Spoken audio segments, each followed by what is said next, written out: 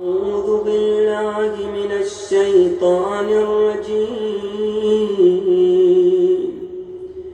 بسم الله الرحمن الرحيم اللهم صل على محمد وآل محمد.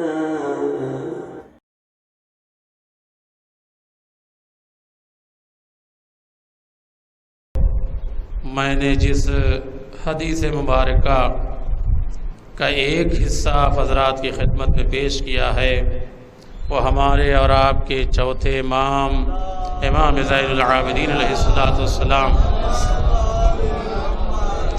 کی حدیث کا ایک حصہ ہے جس میں امام ارشاد فرما رہے ہیں علامات المؤمن خمس، مومن کی 5 علامتیں ہیں، لیکن ہمارے اور آپ کے 11ویں امام حسن عسکری علیہ السلام کی ایک حدیث ہے جس میں امام نے مومن کی 5 علامتوں کو بتلایا ہے، اور وہ 5 علامتیں آپ مسلسل سنتے رہتے ہیں۔ 11ویں امام نے جس علامت کو تذکرہ کیا ہے اس میں ہے صلاۃ 51، 24 گھنٹے میں 51 رکعت نماز پڑھنا۔ یہ مومن کی پہلی علامت ہے، جس میں سے 17 رکعت واجب نمازیں ہیں اور اسی کے 2 برابر یعنی 34 رکعت مستحب نمازیں ہیں، جس میں 11 رکعت نماز شب بھی شامل ہے۔ دوسری علامت امام فرماتے ہیں التختم بالیمین، داہنے ہاتھ میں انگوٹھی پہننا، اور ان انگوٹھیوں میں بھی سب سے زیادہ اہمیت عقیق یمنی کی ہے، اور اس کی وجہ یہ بتلائی گئی ہے چونکہ اس عقیق نے مولائے کائنات کی ولایت کا اقرار تمام پتھروں میں سب سے پہلے کیا ہے۔ اس کے علاوہ بھی تاکید کی گئی ہے کہ جب انسان عقیق کی انگوٹھی پہن کر آسمان کی طرف اپنے ہاتھوں کو بلند کرے اور اپنے پتھر کو اپنی ہتھیلی کی طرف کر لے، اپنے چہرے کی طرف کر لے، تو خداوند عالم دعا کو ضرور قبول کرتا ہے۔ جو اسباب دعا اور قبولیت دعا کے سبب بتلائے گئے ہیں ان میں ایک سبب یہ بھی ہے۔ داہنے ہاتھ میں انگوٹھی پہننا مومن کی یہ بھی ایک علامت ہے۔ تیسری علامت امام نے فرمایا التعفیر بالجبین، خاک کے اوپر سجدہ کرنا، اور اگر انسان خاک شفا پہ سجدہ کرے تو اس کی نماز میں اور زیادہ فضیلت بڑھ جاتی ہے، اس کا ثواب اور زیادہ ہو جاتا ہے۔ یہ تیسری علامت ہے مومن کی۔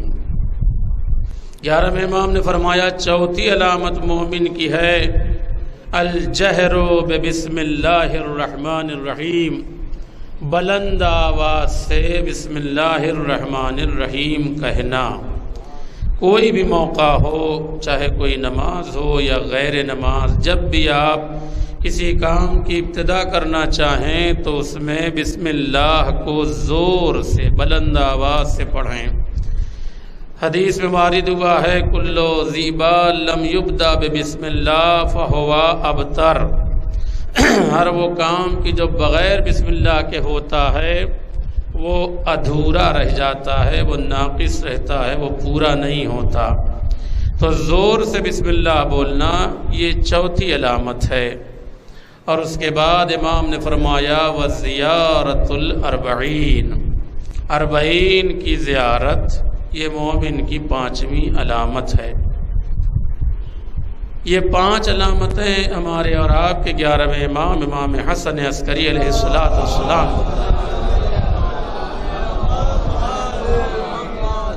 لیکن میں نے جس حدیث مبارک کا ایک حصہ آپ کی خدمت میں پیش کیا وہ ہمارے اور آپ کے چوتھے امام زین العابدین علیہ السلام کہ حدیث میں وارد ہوا ہے علامات المؤمن خمس، مومن کی 5 علامتیں ہیں۔ سب سے پہلی علامت الورع فی الخلوۃ، تنہائی میں پروردگار عالم سے ڈرنا، خداوند عالم سے اکیلے میں ڈرنا، جب کوئی دیکھنے والا نہ ہو۔ انسان جب مجمع میں ہوتا ہے، جب لوگوں کے درمیان ہوتا ہے، اور اگر وہ خداوند عالم سے ڈرے تو اس میں 2 چیزیں پائی جاتی ہیں۔ ایک تو یہ کہا جا سکتا ہے کہ یہ اللہ سے ڈر رہا ہے، لیکن یہ بھی کہا جا سکتا ہے کہ یہ لوگوں سے خوف کھا رہا ہے، یہ لوگوں سے ڈر رہا ہے، لوگوں سے پرہیز کرنا چاہتا ہے، اس لیے اپنے آپ کو بچا رہا ہے، اس لیے خوف کھا رہا ہے۔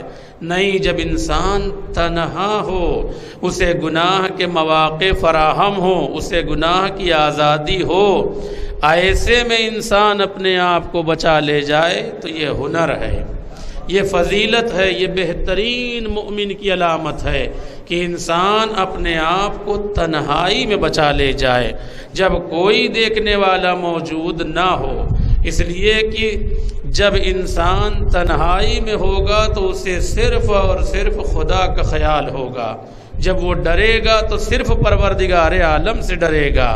عزیزان محترم، ہمارے درجوں میں، ہمارے کلاس میں پڑھایا گیا تھا سبق کہ ایک استاد اپنے ایک شاگرد کو بہت چاہتا تھا، دوسرے شاگرد حسد کرنے لگے کہ آخر وجہ کیا ہے، یہ استاد اپنے اس شاگرد کو بہت چاہتا ہے۔ لوگوں نے اعتراض کیا کہ آپ فلاں شاگرد کو بہت چاہتے ہیں۔ استاد نے کہا چونکہ وہ ذہین ہے، چونکہ وہ ہوشیار ہے، بہت زیادہ تیز ہے۔ کہا کیسے معلوم؟ کہا امتحان کر لیا جائے۔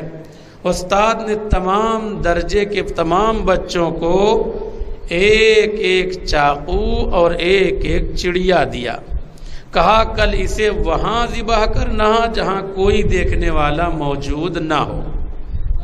توجہ عزیزان محترم، دوسرے دن بچے جب کلاس میں آئے تو سب کے سب اپنے اپنے پرندوں کو، اپنی اپنی چڑیا کو ذبح کر کے لے آئے، لیکن ایک صلوات پڑھیں محمد والے۔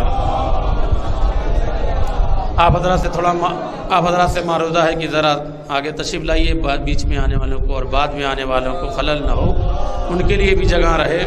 ایک اور صلوات پڑھ دیں محمد والے محمد۔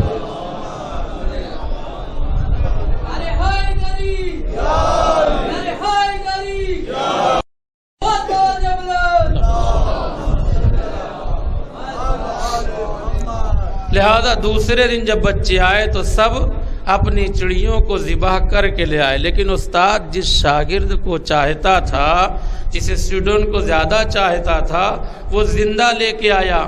لوگ ہنسنے لگے کہ استاد اسے بہت چاہتا ہے، استاد اسے بہت مانتا ہے اور اس کی ذہانت کا، اس کی چالاکی کا تذکرہ کرتا ہے، لیکن یہ تو زندہ لے کے آیا، اس نے ذبح ہی نہیں کیا۔ استاد نے ایک ایک بچے سے، ایک ایک طالب علم سے پوچھنا شروع کیا، تم نے کہاں ذبح کیا؟ کہا میں نے چھت کے اوپر ذبح کیا، کوئی دیکھنے والا نہیں تھا۔ تم نے کہاں ذبح کیا؟ کہا میں نے باورچی خانے میں ذبح کیا، وہاں کوئی نہیں تھا۔ تم نے کہاں ذبح کیا؟ کہا میں نے کمرے کے اندر۔ جب سب سے پوچھ چکا تو ایک مرتبہ اس بچے سے پوچھتا ہے کہ تم نے کیوں نہیں ذبح کیا؟ کہا آپ نے کہا تھا وہاں ذبح کرنا جہاں کوئی دیکھنے والا نہ ہو، میں جہاں ذبح کرنے جاتا تھا میرا خداوند عالم دیکھ رہا تھا۔ استاد نے کہا چونکہ میں اسے ذہین کہتا تھا اور اس کی نگاہ میں یہ ہے کہ جب تنہائی میں رہو تو خداوند عالم سے ڈرو۔ خداوند عالم ہر لمحہ، ہر آن دیکھنے والا ہے، ہر وقت ہم کو دیکھ رہا ہے۔ ہم چاہے جتنا چھپ کے گناہ کرنا چاہیں مگر پروردگار عالم دیکھتا ہے۔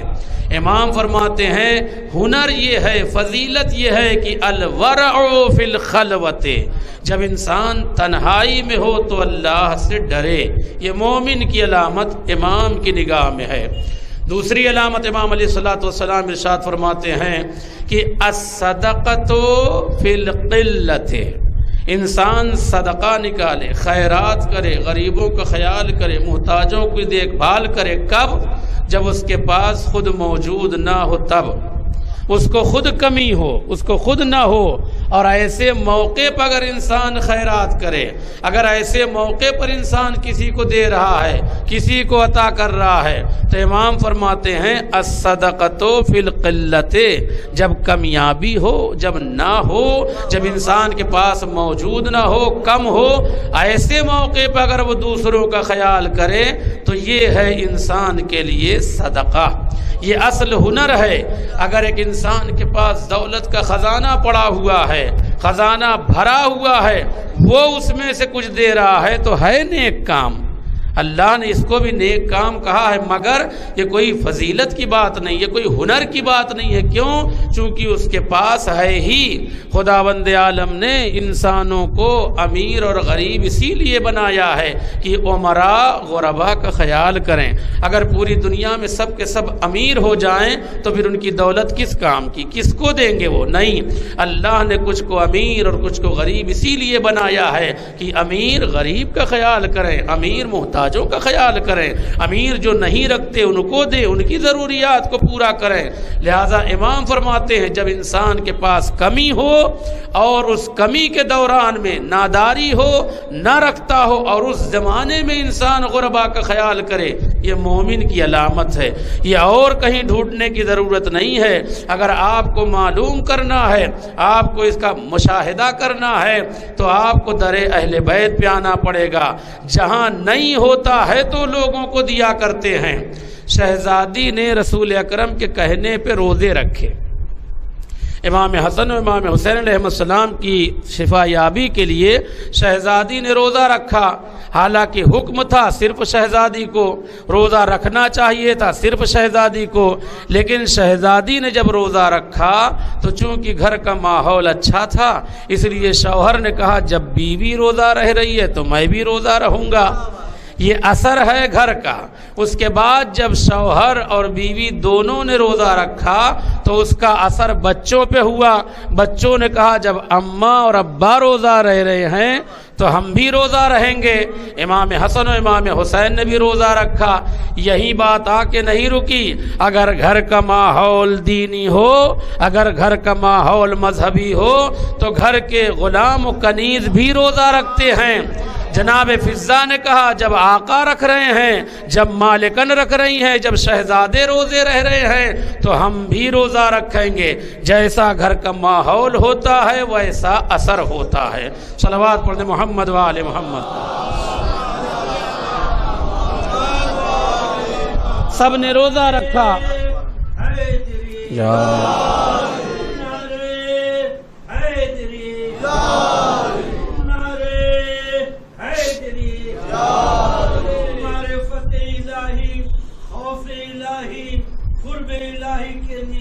جميع مومن و مومنات جوش ایمانی کے ساتھ بلند ترین صلوات اللہم صلی علی محمد و آل محمد۔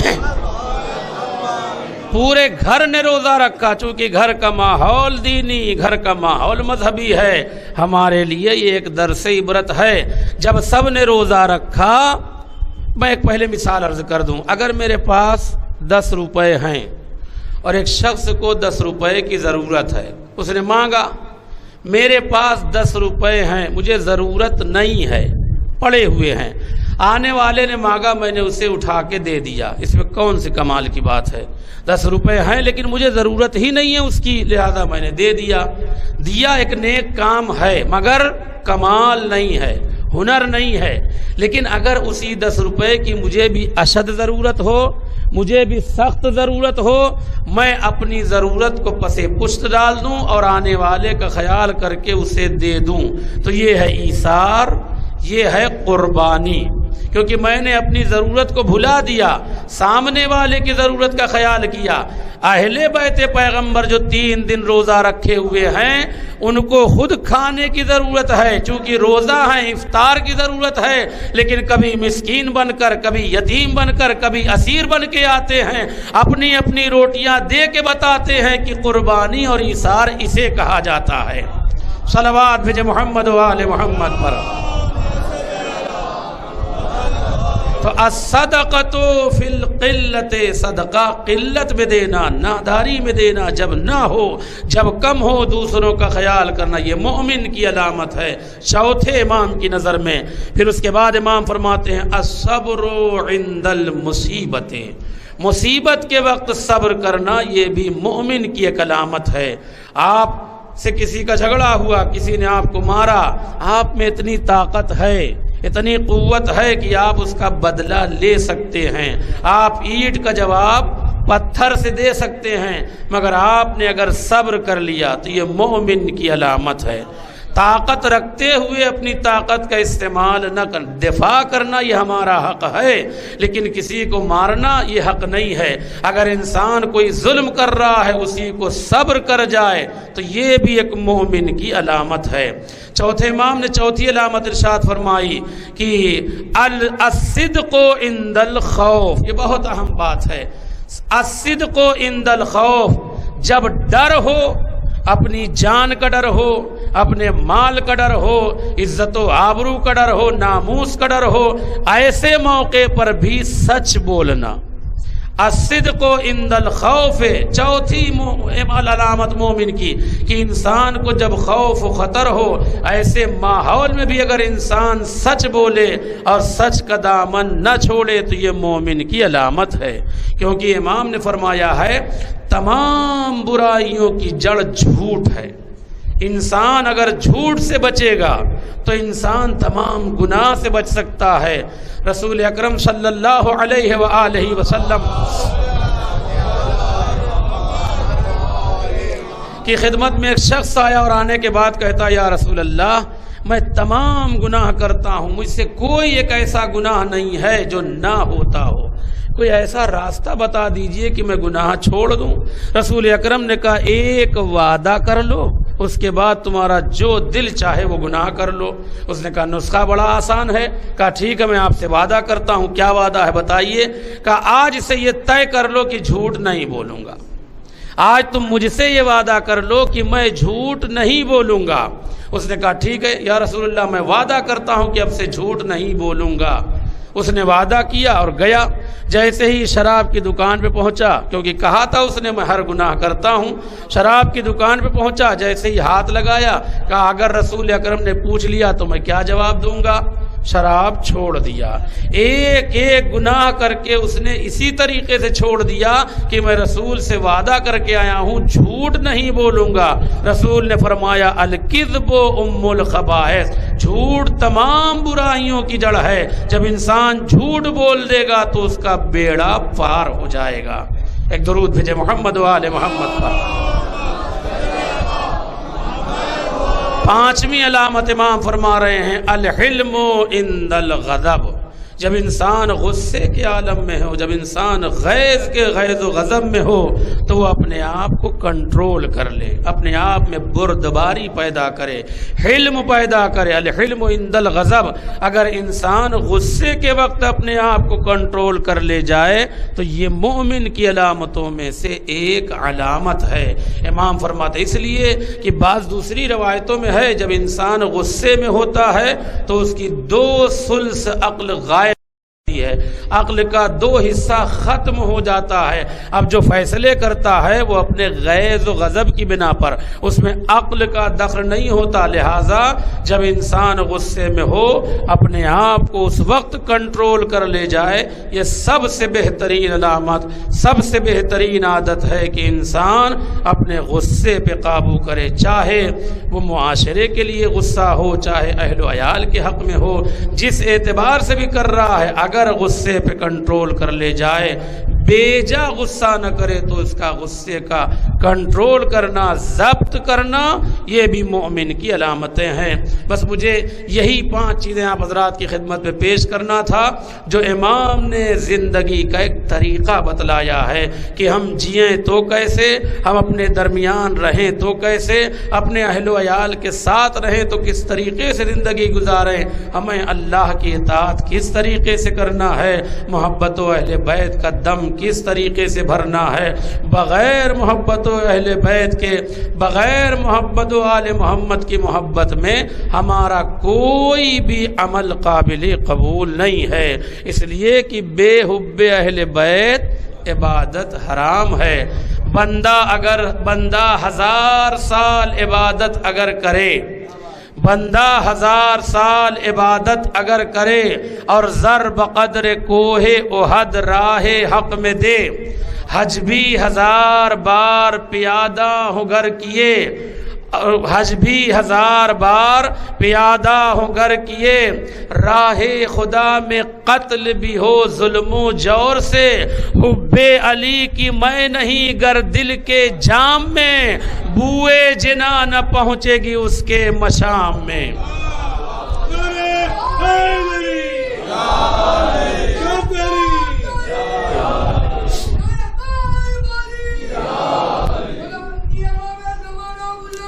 محمد و آل محمد. اللہم صلی اللہ علیہ وسلم. بغیر محبت اہل بیت کے کوئی عمل قابل قبول نہیں ہے.